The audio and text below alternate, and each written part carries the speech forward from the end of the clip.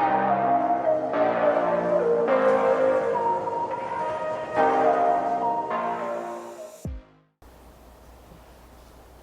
I'm your host and welcome to Fighter T. Today we're going to be talking about a couple of different things that were honestly things I couldn't figure out how to stretch out into their own show, so I'm going to combine two or three of them into one. One of the first things I'm going to talk about in today's show is the fact that SCA heavy fighting and fencing are unique in that you don't beat your opponent, you convince your opponent that they lost. And that's not splitting hairs. It's a very important thing to bear in mind. If you come from a sports background, if you've always been a bit of a jock, you already understand how much psychology affects your sporting. If you come from a nerdy background like me, that's going to take you a little while to get through your head. I've beaten opponents, not so much by me beating them or being better than them, but because they've walked onto that field convinced that I'm going to beat them, and then I just nudge them into admitting it. If you go on the battlefield with the, I'll do my best, I'll give it a try, he's better than me, but I'm good, no, you're going to lose. You need to go onto that battlefield with the mental attitude of, I'm going to win. I'm going to beat them. You need to have that confidence in yourself, in your skills. You might still lose, but if you do, it'll be them outdoing you versus you just falling apart and laying down. I see a lot of new fighters square off against somebody and lose entirely because of their mental state. You've got to figure out for yourself how to break that out. And I'm hoping that me pointing out that this exists is going to help some of you. On the subject of mental states and all that, I'd like to cover a little bit the difference between drilling, practicing, and fighting. Drilling is trying to build up those muscle memories, those skills. That's you working the Pel. That's you doing a movement drill in your yard or even in your living room. Practice, a lot of people go into practice and they try to treat it like a fight. You don't get any prizes for winning practice. If you go to a practice and you have a practice fight with your opponent and your goal is to land an offside headshot and you get killed 7 times, but you land that offside headshot that you wanted to do all along, you kind of won. You're there to build up skills.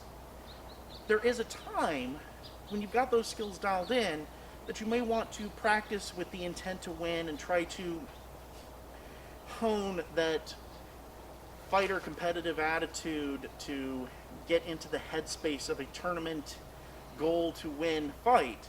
But for the most part, practices, you should be working on your skills against a live opponent versus trying to defeat a live opponent. It doesn't matter if you win a practice, as long as you get the skills to win a tournament.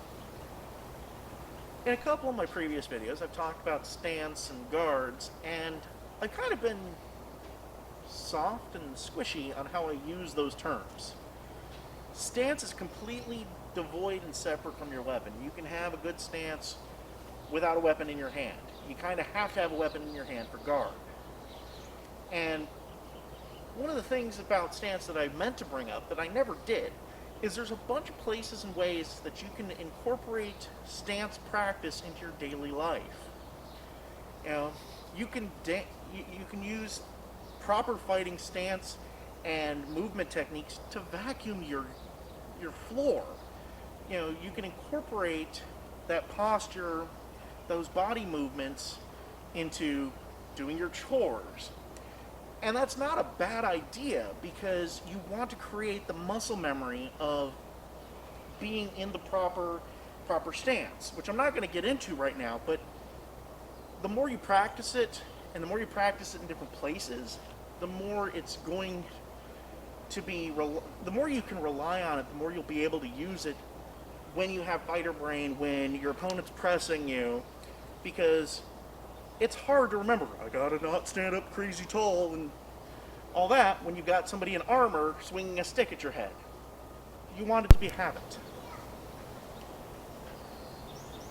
I've often talked about how your stance and movement should work together to make you a mobile firing platform, without really explaining what I mean by that. You should, when you're fighting, use your stance, your guard, your movement together to turn you into exactly that, a mobile firing platform. You don't want to reach and lean for a shot, because if you don't land that shot right then and there, you have to take time to get your balance back under, to reset. And while you're doing that, your opponent's going to be pressing you. They're going to be trying to win. So you want to, with all honesty, it is going to serve you in the long run to be a smooth machine and not take risks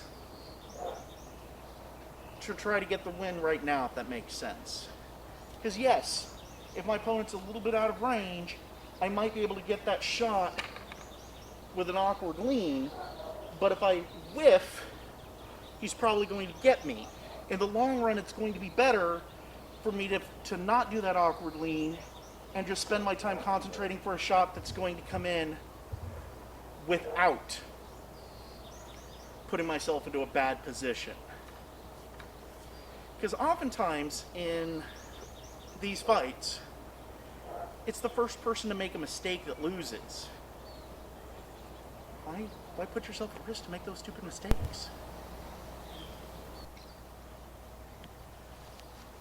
Thanks for watching this video. Please like and subscribe, and if you have any suggestions for other small little snippets to put into a collected video like this again, drop them in the comments down below.